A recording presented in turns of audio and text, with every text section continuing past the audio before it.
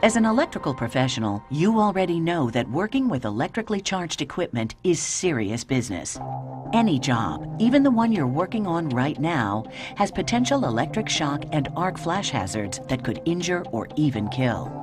This program focuses on the arc flash hazard, a sudden deafening explosion of fire and shrapnel that can happen in a split second. In fact, most workers caught in an arc flash explosion never knew what hit them. That's why the most important thing you can do on the job is to think about how to work safely. Your employer developed workplace safety procedures to minimize the chance of incidents, but there are still some hazards out there to be controlled. It's your job to learn about and follow safe work procedures. In the next few minutes, we'll go over more about what causes an arc flash and why it's so hazardous. We'll talk about proper job planning and where to find related documentation and safety regulations. And most of all, you'll learn how to prevent arc flash and how to protect yourself in case it happens to you.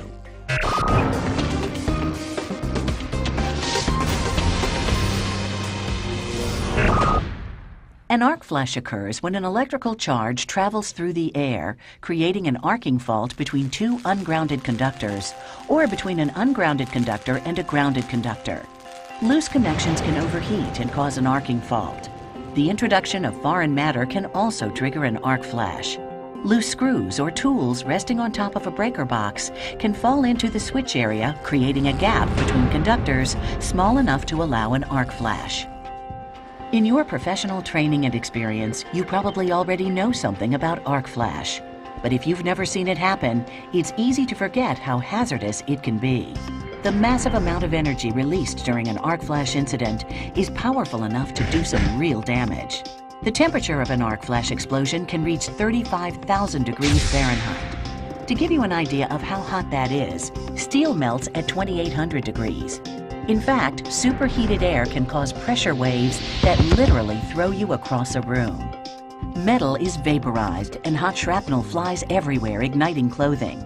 The sound created by an arc flash explosion can reach a deafening 160 decibels and cause serious hearing damage.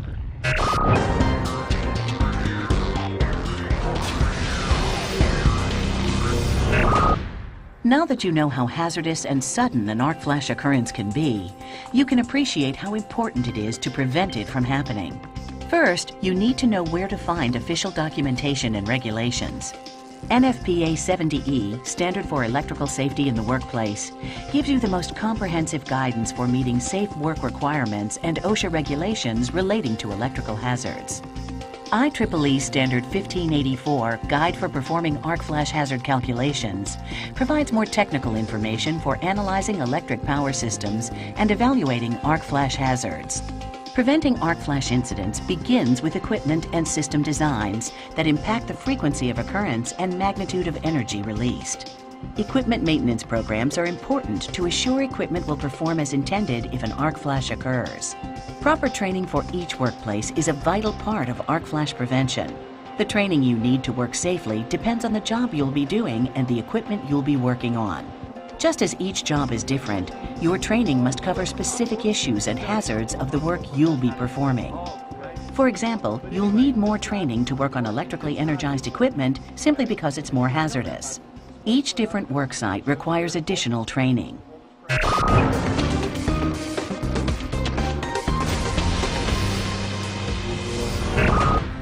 To ensure everyone's safety, job-specific training divides personnel into two groups, qualified and unqualified. Simply put, being qualified means you have the training and knowledge to perform a specific task safely, and that you have demonstrated this knowledge and skill. Being unqualified means you don't. Since each job is different, being qualified for one job doesn't mean you're qualified for another. As a qualified person, you'll need to know the construction and operation of equipment and specific work methods. You'll also need to know about the specific hazards related to the work you'll be doing and the equipment involved. Being qualified also means it's your responsibility to set up barriers to keep unqualified people away from any identified hazards in your work area. For example, the arc flash protection boundary at levels between 50 and 600 volts is 4 feet with mathematical calculations for levels above 600 volts. An unqualified person needs to know and follow policies and procedures required for safe work, even if you aren't working on energized electrical equipment.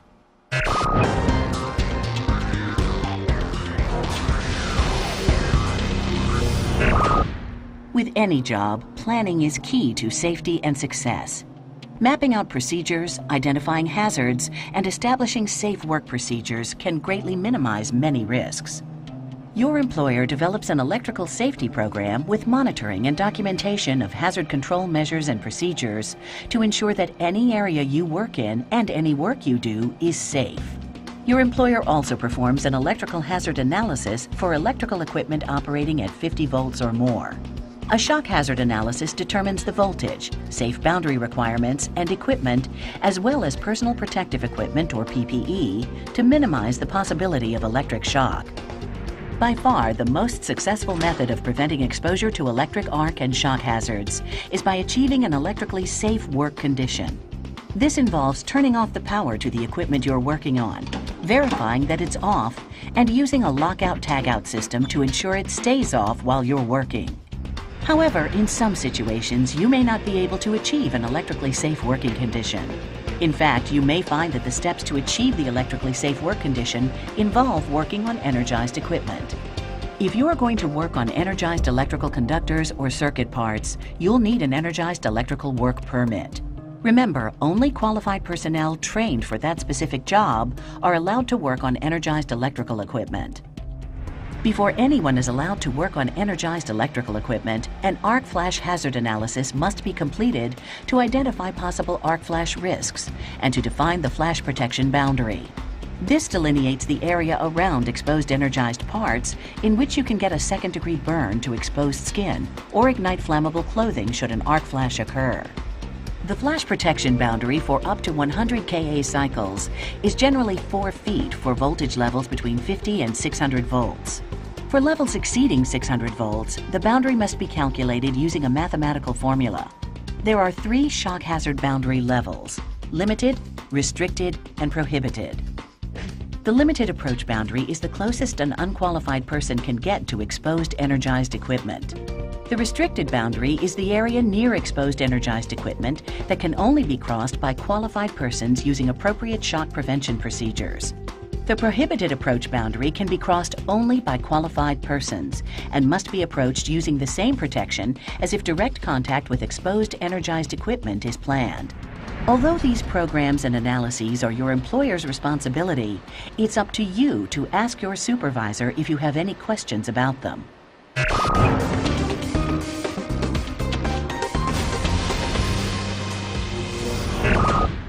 One of the best ways to prevent an arc flash is to follow strict lockout-tagout procedures.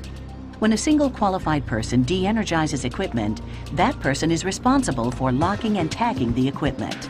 This is called a simple lockout-tagout since no written plan is needed. A complex lockout-tagout usually involves more than one person and requires a written plan of execution identifying the authorized person in charge of the lockout-tagout. This procedure is used when the job involves multiple energy sources, crews, crafts, locations, or employers. It ensures that every worker understands the hazards and lockout-tagout procedure used.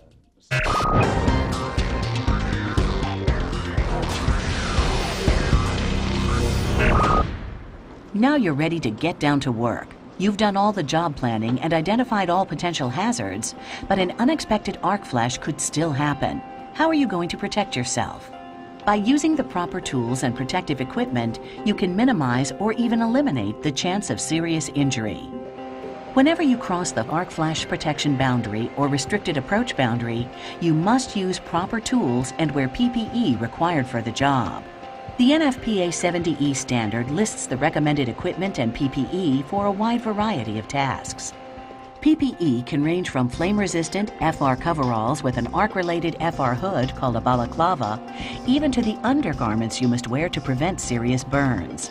You will probably be required to wear an FR hood with tinted shield to prevent eye injury. Your employer will tell you exactly what's required. Never ignore protective clothing requirements in an arc hazard situation. Proper PPE must be worn when entering the arc flash approach boundary. Exact PPE requirements for arc flash protection are specified by an incident energy analysis, which should be conducted by your employer prior to work. The incident energy analysis determines the amount of thermal energy transferred to a person's body from an arc flash incident. Your Energized Electrical Work Permit will also list required PPE for your specific task. For example, NFPA 70E guidelines show that work on a 600-volt class motor control center requires a non-melting or natural fiber t-shirt and long pants under flame-resistant clothing or coveralls, a hard hat, safety glasses or goggles under an arc-rated face shield or flash suit hood, and leather shoes and hand protectors. Again, always check your Energized Electrical Work Permit and NFPA 70E tables for more details about your specific task and its hazard risk category. When working in a designated arc flash hazard area, you'll wear an arc flash suit, including the hood's face shield. An arc flash suit must be rated to protect you from potential shock and thermal arc flash exposure. Approved safety glasses or goggles must be worn under face shields. Wear leather flame retardant gloves with an arc flash rating suitable for the arc flash exposure. Even if you're using insulating gloves for shock protection, leather gloves must be worn over them. Even the clothing you wear under an arc flash suit must be rated and approved for the arc flash potential you'll be exposed to. Before using any PPE, check it thoroughly for any rips, cracks, or other damage. If it's damaged in any way, don't use it. Don't use equipment with grease, oil, flammable liquids, or combustible materials. These materials can ignite in an arc flash explosion and compromise PPE performance. Before starting work around exposed energized parts, remove conductive articles like jewelry, metal frame eyeglasses, metal headgear, keychains, and clothing with conductive thread or decorations. Be sure to wear clothing made of natural fiber or non-melting materials.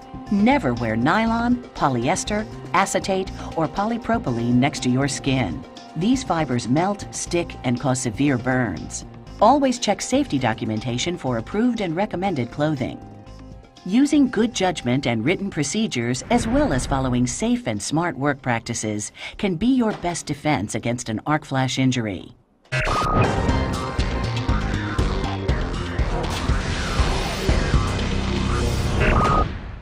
Your employer may also conduct individual hazard analyses to determine the proper equipment needed.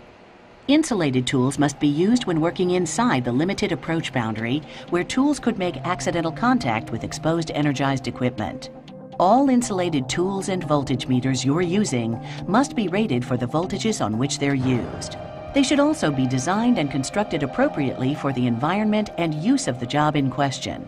Most important, it's your job to inspect tools and equipment for damage and wear prior to using them. Never assume that a piece of equipment is okay to use because you didn't get hurt last time you used it. Take a look at your work area before you start. Be sure there is adequate light so you have a clear view of the job. You should never have to reach blindly into a dark area or where your view is obstructed. Inspect the work area thoroughly before starting. Pay attention to chains, pipes, scaffolding, and anything else that might come in contact with energized parts, or even with your tools as you're using them. Make sure your tools and other equipment are rated for the proper voltage before using them. Inspect them for wear and damage.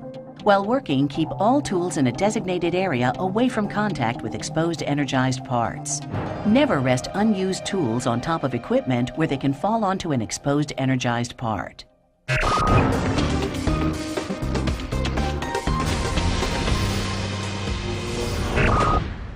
While working on exposed energized parts, keep all unqualified persons out of the flash protection boundary and the limited approach boundary using easily viewable signs and barricades. If marking the area doesn't provide sufficient warning, station an attendant to keep people outside the limited approach boundary. Be sure the attendant remains there until the hazard is gone. Also, check with your supervisor to see if you are required to post an attendant to watch you as you work on exposed energized parts. Never ever assume any part has been de-energized. Always test first to be sure. Follow lockout-tagout procedures and double-check with your supervisor if you have any questions about lockout and de-energizing plans. Above all, make absolutely sure you are qualified to work a job before starting. If you're not sure, check with your supervisor. Whenever the danger of an arc flash explosion or electrical shock is possible, safety is the main ingredient of any job plan. In these few minutes, we've talked about what an arc flash is, why it's so dangerous, and what can cause an explosion. We've learned how proper job planning helps keep arc flash-related incidents from happening in the first place. And we've discussed how to protect yourself when working around exposed energized equipment. You also know how to find out what PPE to use and how it can protect you in case of an arc flash occurrence. For more information about safety guidelines and regulations, check out the NFPA 70E Standard for Safety in the Workplace, the IEEE 1584 Guide for Performing Arc Flash Hazard Calculations, and any OSHA documentation related to your type of work area. Also, consult your workplace safety documents or ask your supervisor. When you get back to work, will you be better able to recognize a potential arc flash hazard before it happens? Will you know how to work more safely around energized equipment? Remember, it's up to you to make sure you follow these guidelines to protect yourself and others.